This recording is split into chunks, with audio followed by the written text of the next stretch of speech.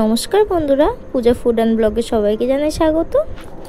আজকে চলে এসেছি নতুন আরও একটা ভিডিও নিয়ে। আজকে শেয়ার করব দারুণ একটা রেসিপি, সয়াবিন দো পেঁয়াজা। তাহলে চলো শুরু। প্রথমে কড়াইতে জল বসিয়ে দিয়ে জলটা একটু গরম হয়ে গেলে কিছুটা সয়াবিন দিয়ে দিলাম। ওটা একটু ফুটে উঠলেই নামিয়ে নেব। এখানে আমি ঠান্ডা জল দিয়ে ভালো করে ধুয়ে রেখেছি। তারপর এবার ভালো করে চেপে চেপে জলটা ফেলে দিয়ে আর একটা পাত্রে রেখে দেব।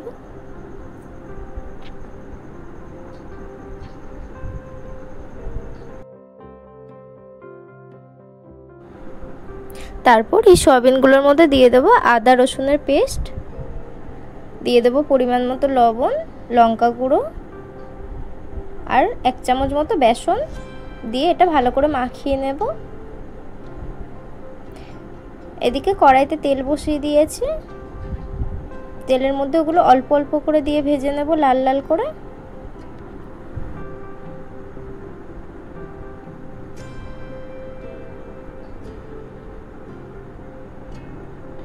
এরকম ভাবে সব সয়াবিনগুলো ভেজে নেব।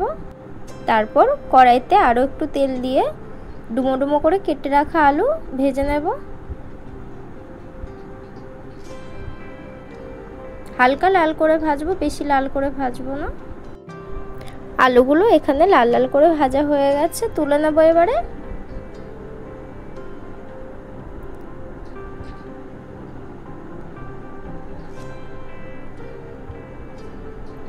তারপর কড়াইতে তেল দিয়ে একটা পেঁয়াজ আমি ডুমো ডুমো করে কেটে রেখেছি সেটা দিয়ে দিলাম, আর একটা ক্যাপসিকাম কেটে রেখেছি সেটাও দিয়ে দিলাম। হালকা করে ভেজে নেব।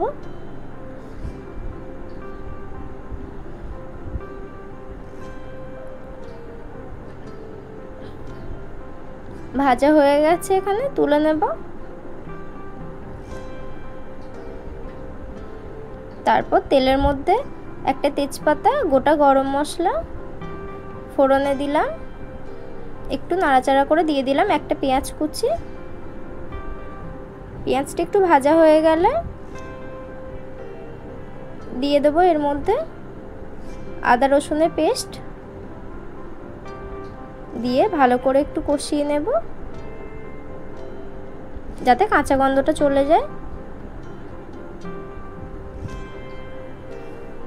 তারপর এর মধ্যে দিয়ে দিলাম 1 চামচ মতো লবণ, 1/2 চামচ মতো লঙ্কা গুঁড়ো, 1/2 চামচ মতো হলুদ গুঁড়ো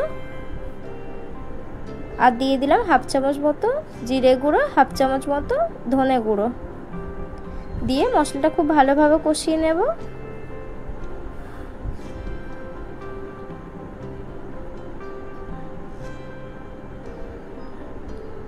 মশলাটা এখানে কিছুটা কষানো হয়ে গেছে। তারপরে দিয়ে দিলাম একটা কেটে রাখা টমেটো। টমেটোটা দিয়ে একটু নাড়াচাড়া করে সামান্য একটু জল দিয়ে দিলাম, দিয়ে আর একটু ভালো করে কষিয়ে নেব।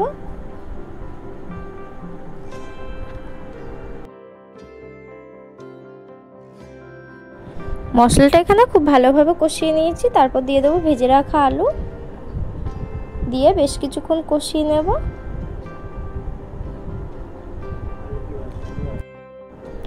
আলুটা দিয়ে বেশ কিছুক্ষণ নাড়াচাড়া করে নিয়ে তারপরে দিয়ে দেব ভেজে রাখা সয়াবিনগুলো, আরও বেশ কিছুক্ষণ রান্না করে নেব।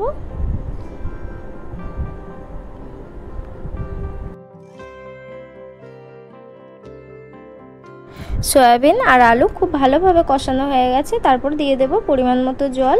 এখানে আমি খুব বেশি জল ব্যবহার করছি না, অল্প জল দিলাম।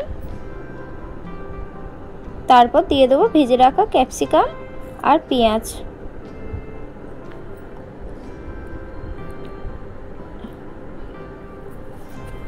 দিয়ে একটু নাড়াচাড়া করে ঢাকা চাপা দিয়ে রান্না হতে দেব 5 মিনিট মতো। আপনারা যারা সয়াবিন খেতে ভালোবাসেন অবশ্যই একবার ট্রাই করে দেখবেন। এটা ভাত বা রুটির সঙ্গে খেতে কিন্তু দারুণ লাগে। এখানে আমি সামান্য একটু চিনি অ্যাড করলাম যাতে করে টেস্টটা কিন্তু দারুণ হবে। ঝোলটা এখানে ফুটে গেছে। 1/2 চামচ মতো গরম মশলা দিয়ে নাড়াচাড়া করে নামিয়ে নিলেই রেডি সয়াবিন দো পেঁয়াজা। রেসিপিটি কেমন লাগলো অবশ্যই কমেন্ট করে বলবেন। লাইক আর সাবস্ক্রাইব করে রাখবেন নতুন নতুন ভিডিও পাওয়ার জন্য।